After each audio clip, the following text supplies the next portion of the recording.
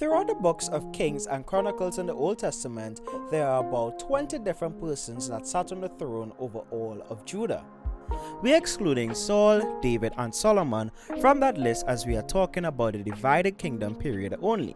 We are given information about how long each of them reigned for, the wars they fought, and the things they achieved, or the atrocities their disobedience to God brought upon the nation. But you ever wondered who had the best reign and who would take the title for worst king or even queen in one instance in Judah? Yes, no, maybe, never thought about it? Well, I have. And we are about to rank all of the 19 kings and one queen of Judah based on 3 factors: their obedience to God, the quality of their reign based on the decisions they made as king and queen, the entertainment factor of their story, because I don't just read the Bible as if it's an instruction book. I read it like it's a piece of fiction to be entertained. What I mean by that statement is probably not the same with what you think that I mean by that statement. So if you are interested, then feel free to check out our video where we broke down why I read the Bible like it's a piece of fiction, which will be available in the end card of the video. But before we get into the rankings, if you are intrigued by this video thus far, then why not consider leaving a like and even subscribing for more of this style of content. On this channel, we primarily break down fictional media from a Christian perspective with emphasis on stories that twist the Bible.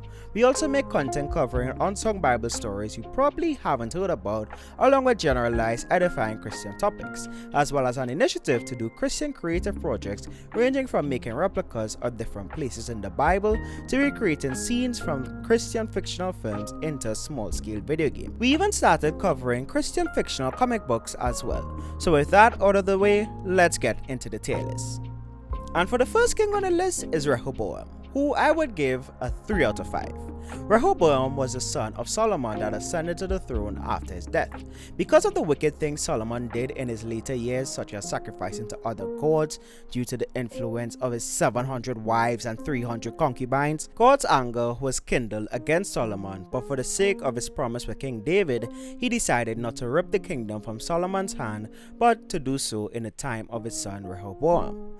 God raised up Solomon's adversaries to cause all kinds of troubles with him. Even one of Solomon's servants, Jeroboam, rebelled against him and fled. The prophet Ahijah came to Jeroboam and told him the prophecy that the Lord will split the kingdom of Israel into 2. 10 tribes will go to Jeroboam, and the tribe of Judah will remain loyal to the line of King David. When Solomon heard of this, he sought to kill Jeroboam, who had already fled to Egypt. Jeroboam returned to Israel, which was in unrest because of the decisions of Rehoboam, who instead of following the advice of the elders, followed after the advice of his friend who was giving some really dumb advice. If you want to know what the advice was, then go read it for yourself through the reference verses on screen. Just as Ahijah prophesied, Israel was indeed split in 2. Instead of following the ways of God, Jeroboam made the people follow after false gods that he made, which caused the Israelites who loved the Lord to go to Judah to worship. But Rehoboam, just as his father, begat many wives and followed after their gods, which caused God to take away his divine protection from him and allow Shishak, the king of Egypt, to come up against Rehoboam. Even though God still sent a warning through the prophet Shemaiah to Rehoboam and the leaders of Judah, telling them once they put away the things that are contrary to God, he will forgive them, the people fell into a state of repentance, but there were still consequences as Shishak took away the treasures of the house of the Lord and made them his servants. But God did not allow Shishak to destroy them. But Rehoboam still did evil in the sight of the Lord and did not seek after God in the end. When it comes to Rehoboam's obedience to God, I gave him a 2 out of 5 as he did repent of his wicked ways for a time when Shishak attacked but fell short in the end. Quality of the reign based on the decisions they made as king, 2 out of 5. When you read the parts of the advice he took from his friend instead of the elders, which caused the civil unrest and opportunity for Jeroboam to sweep in and take 10 of the tribes from him, oh boy, that's a 0 out of 5 situation. The only redeeming factor which carries the weight of 2 out of 5 score to me is the fact that he fell into the state of repentance with the rest of the people when Shemaiah came to them. For the entertainment factor, 5 out of 5. It is a very detailed read compared to some of the other kings and filled with moments that gripped me to read more chapters than I intended to for that particular devotion session because I need to know how his reign ended. Next we have Abijah, son of Rehoboam, who I'll give a 4 out of 5. The only details we have on Abijah's reign is that he had a war with Jeroboam that God gave him victory over, as well as the fact that he grew mightily. But the account of Abijah in Kings also states that he did evil in the sight of God and followed after his father. Abijah did in fact have 14 wives, to which he had 22 sons, so maybe that was a factor. So when it comes to his obedience to God, I'll give him a 3 out of 5. The 3 mainly comes from 2 Chronicles 13 and his boast in and the importance of following the ways of God. But judging from the fact that his account in Kings says he followed after the ways of his father Rehoboam, most likely means he did not follow after God to the end of his days. The quality of their reign based on the decisions they made as king, 4 out of 5. It does say that he grew mightily after the war with Jeroboam, which is an indication to me of probably good living for his people. And for entertainment factor of his reign, a solid 5 out of 5. When you read 2 Chronicles 13 on how he stood on the mountain of Zamaram, couldn't pronounce that, and boasted about the God of Israel to his enemies' face and told them that their priests are wasting their time bringing 7 rams and a young bull to gods that were no gods at all versus God, that's worthy of a 5 out of 5 in my book. Next we have Asa, who I would give another 4 out of 5. Asa started off being a good king that made an effort towards social reform in Judah, getting rid of worship to the foreign gods and urged the people to only worship the one true God, who is the God of their fathers. Asa was true in his worship and relied on God to fight his battles with the Ethiopians. He was also true in his devotion to God that he even removed his own mother from the status of queen mother because she did not follow after the things of God. But in his later years he fell short when Baasha, the king of Israel, at the time threatened war against him. Instead of going to God, he went to the Syrian king Ben-Hadad for help and paid him with the gold and silver items from the house of God. He was so close to being a 5 out of 5 king. Because of this, God sent Hanani to him to pronounce judgment for not fully relying on God as he did with all the other wars. Asa got mad and imprisoned Hanani and oppressed some of his people. Even in his death, he still didn't seek after God as he should have, but was still honored and considered a good king. So based on that, when it comes to their obedience to God, he gets a 3 out of 5. He did great in the beginning, but didn't keep that standard to the end. When it comes to the quality of their reign based on the decisions they made as king, even though coming to the end of his reign he did cruelty to some of his people, it wouldn't overthrow the fact that he was a good king and the first king to seek reform in Judah after 2 back-to-back false god-serving kings. Entertainment factor for their reign, 5 out of 5. It was a good read-through for me personally. Next we have Jehoshaphat, who is the first 5 out of 5 king on the list. Jehoshaphat sought after the ways of King David and only followed after the ways of God. He set up his officials to teach the people the laws of Moses and the way they are to live a holy and acceptable life to God. He took part in some wars and relied on God for victory rather than his own strength. In one of our Unsung Bible Stories videos, I covered how he was insistent on consulting a godly prophet before going to war as an ally with Ahab, the king of Israel at the time, in which Ahab did not want to consult one of the godly prophets, who at the time was Micaiah, because he only told him the truth coming straight from God, which Ahab did not like. When Micaiah prophesied on the outcome of the war and rebukes the false prophets that Ahab surrounded himself with, he got thrown into prison. You can queue up that video to check it out after this one if you want to as well. Jehoshaphat's only downside was that he kept allying himself with bad kings of Israel and didn't take away the high places set up to the other gods, which meant that not everyone in Judah followed after the ways of God. But he still ended well in following after only the things of God. So when it comes to obedience to God, 5 out of 5. When it comes to quality of their reign, 5 out of 5. When it comes to entertainment factor, solid 5 out of 5. Next we have Jehoram, who gets a solid 1 out of 5. After all that his father Jehoshaphat had done, you will think that his son will do good too, right? When Jehoram ascended to the throne, the dude kills all his brothers and the princes of Judah, so it was only his line that will have the throne. He also followed after the ways of the evil kings and took one of the daughters of King Ahab to be his wife and introduced the people to all manners of practices against God's ways. Even some of his subjects, the Edomites and the people of Libnah, revolted against him and set a king over themselves because they wanted to follow the ways of God and not the practices of the false gods that Jehoram were following after. Because of this, he received a direct letter from Elijah himself pronouncing judgment over him, which led to invasions of Judah by the Philistines and the Arabians who plundered the land. In the end, Jehoram died from an incurable disease which 2 Chronicles 21 says was sent by God himself. When it comes to obedience to God, solid 0 to 5. When it comes to quality of their reign based on the decisions they made as king, solid 0 to 5. Entertainment factor 3 out of 5, mainly because of what happened when he died and the decision he made is one of my favorite segments of the Old Testament to me because of the sheer amount of kingdom chaos it spiraled into. Next on the list was King Ahaziah, who was facing the direct consequences of his father's actions as he was only appointed king because all his brothers were killed off by the raids of the Philistines and the Arabians. But rather than using the situation to pivot the nation back to God, he continued to follow the ways of his father and align with the king of Israel at the worst possible time because God gave a man a divine mission to set things straight in the land with permission to kill. That man was Jehu, who went on a warpath against the kings of Israel and Judah and their heirs. So as a result of that warpath and Ahaziah being king of Judah at the time, he is killed by Jehu. So Ahaziah gets a 1 out of 5 because we will be rounding down. When it comes to obedience to God, 0 out of 5.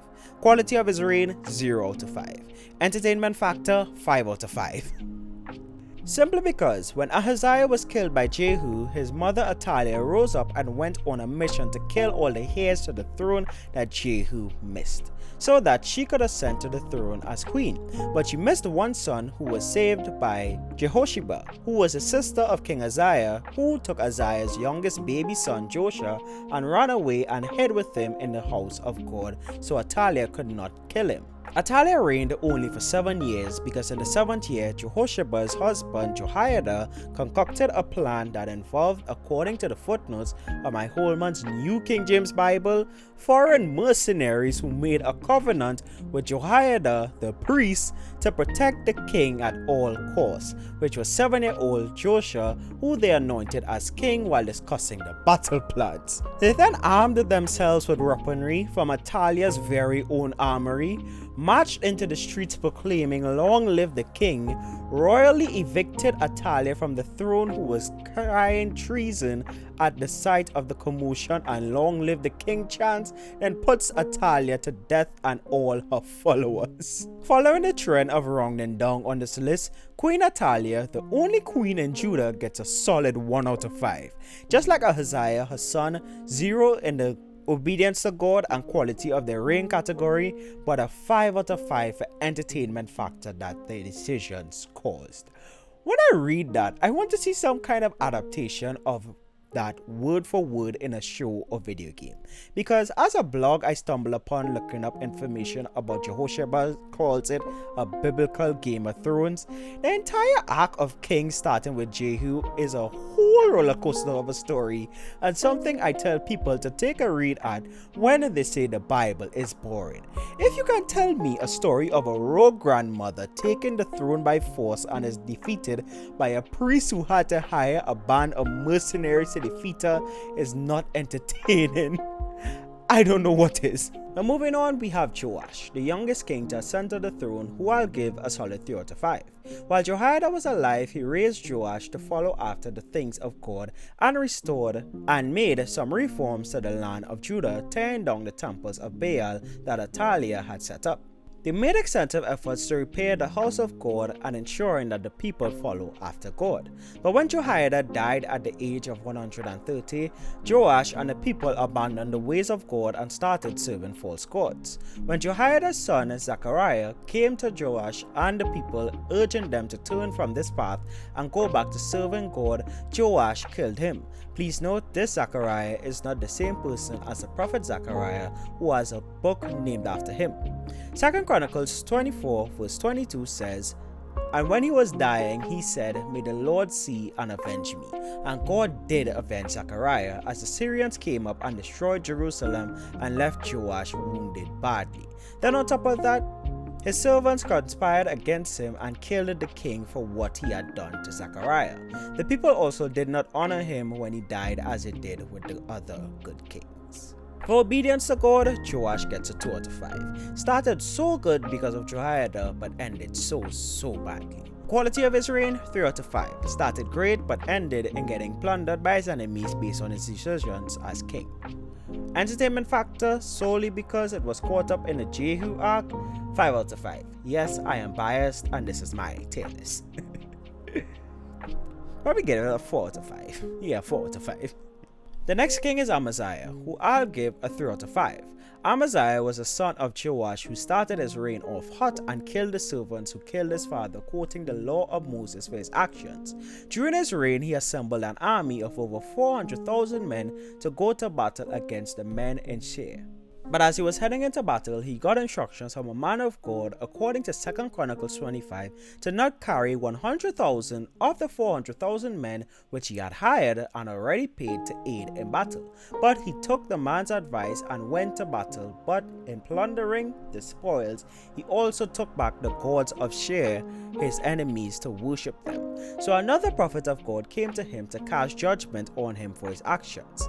After this event, Amaziah began to get prideful and taunted the king of Israel at the time, boasting about his achievements and trying to incite a war.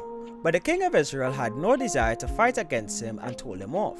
Eventually, pride got the better of Amaziah and the war between Judah and Israel was waged, which Amaziah lost, and the king of Israel plundered Judah and took some of the people hostage. For obedience to God, Amaziah gets a 2 out of 5. Just like his father, started good and ended badly. For quality of his reign, 3 out of 5. Just like his father, started good and ended with getting plundered. Entertainment factor, 4 out of 5. Was a really good read through, not as exciting as the Jehu arc. Okay, I'll stop on the Jehu arc now. That's just my favorite portion of the Old Testament. On to the next king, Uzziah, son of Amaziah, who took the throne when he died and gets a 4 out of 5.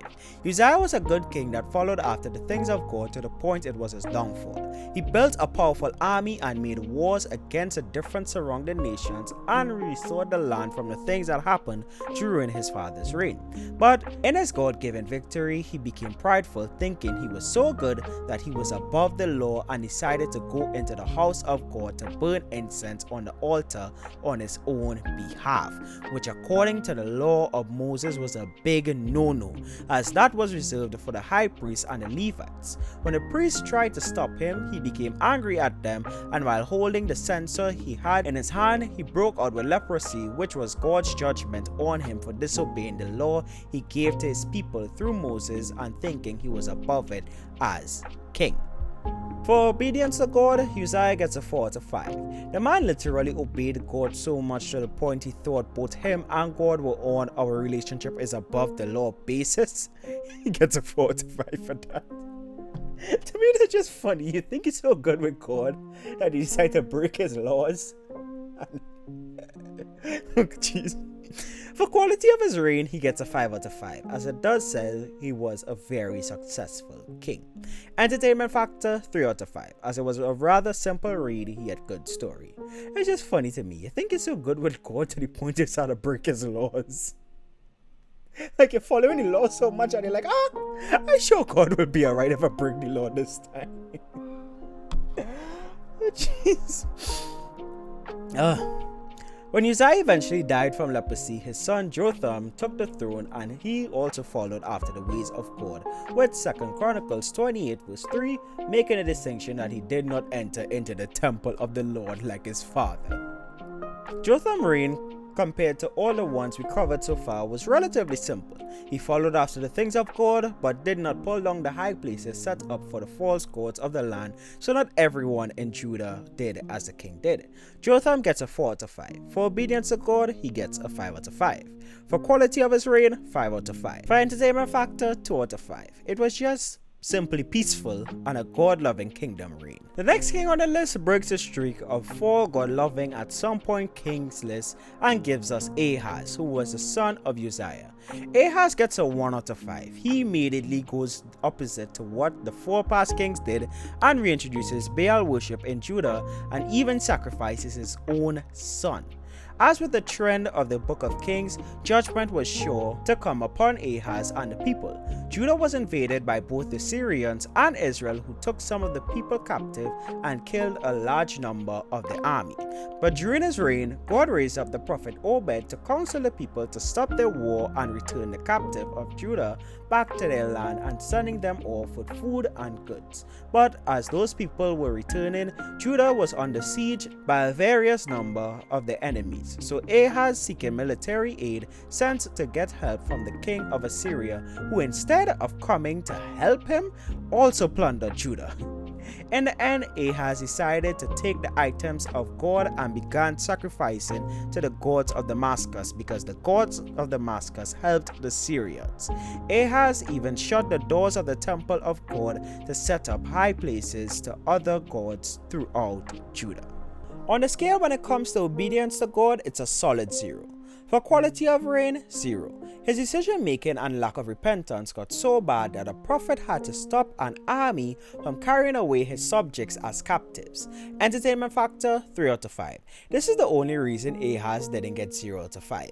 Reading the spiral of poor choices was, can this get any worse? Oh, it definitely can moment for me while reading through the chapters that involved him. But the next king on the list, however, is a solid 5 out of 5, Hezekiah himself. After Ahaz, his father, had died and he ascended to the throne, he immediately got to work on restoring the kingdom of Judah back into God's hands. Hezekiah restored the Passover and other feast days and offered sacrifices to God at such a great quantity that sacrifices like that had not been seen in all of Israel since the days of King Solomon, which is like a 200-year gap. Hezekiah did all in his power to serve God and ensure his kingdom did the same, to the point we get the story of Hezekiah versus Sennacherib.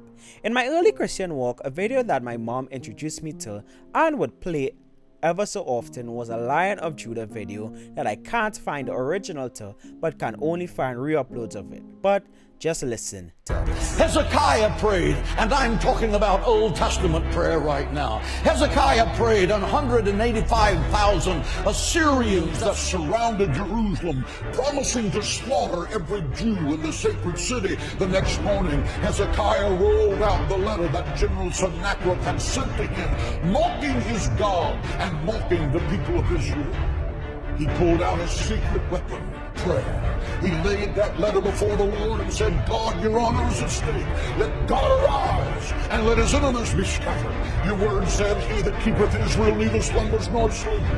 And that night, the death angel from heaven came and swept through the camp of the Assyrians. I can't run the entire clip because that video will get copyright claim because of the audio in the background. That used to get me so hyped every time I hear it, and I would recommend you read through the story of Hezekiah, which can be found via the reference verses on the screen.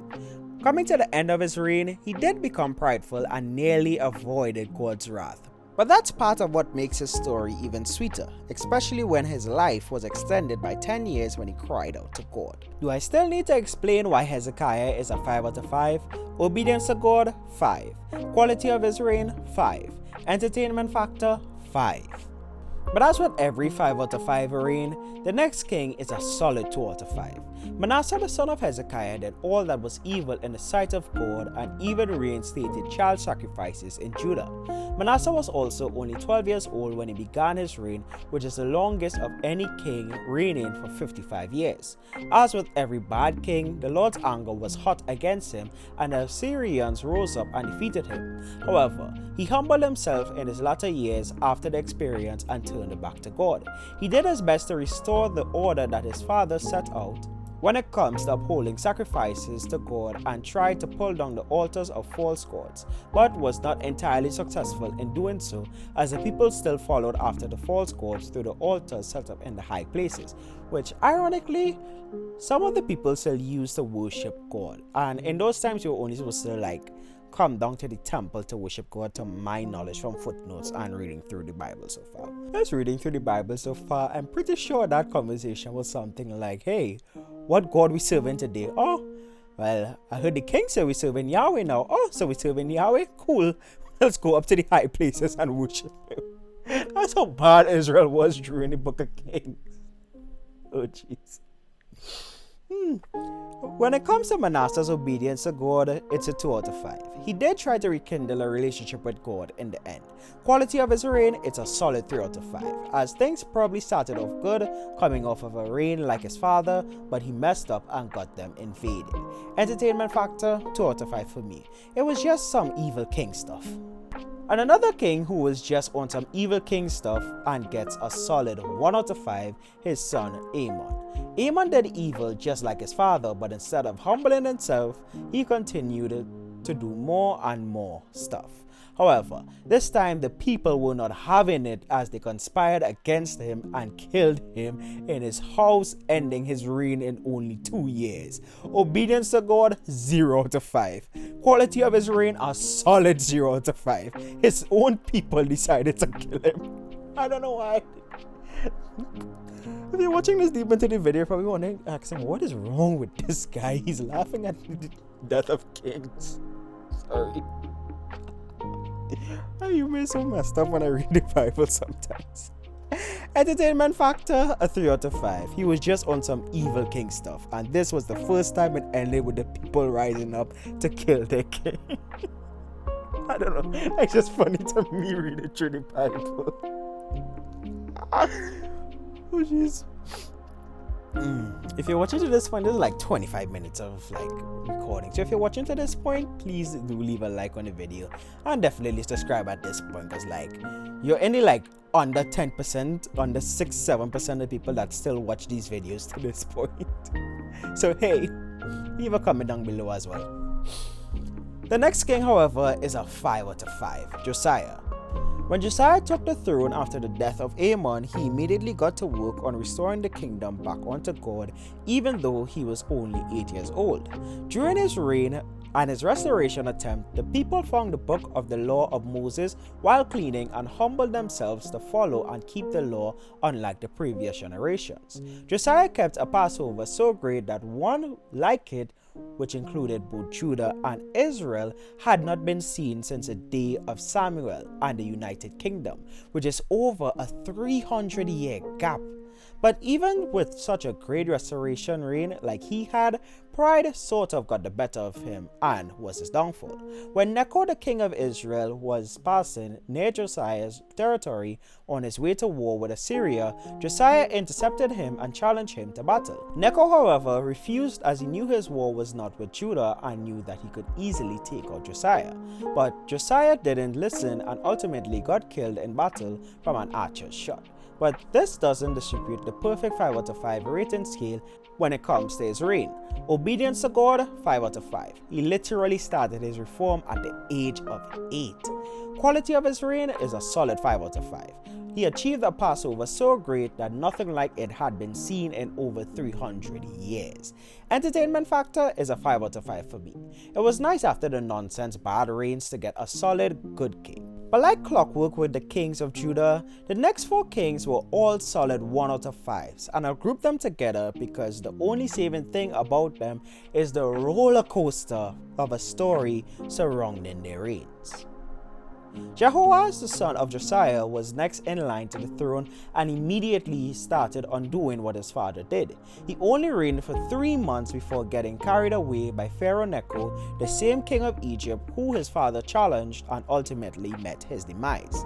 Necho then put Eliakim, the son of Jehoahaz, to reign in Judah as his regent. Necho also renamed Eliakim to Jehoiakim, who also did evil in the sight of the Lord.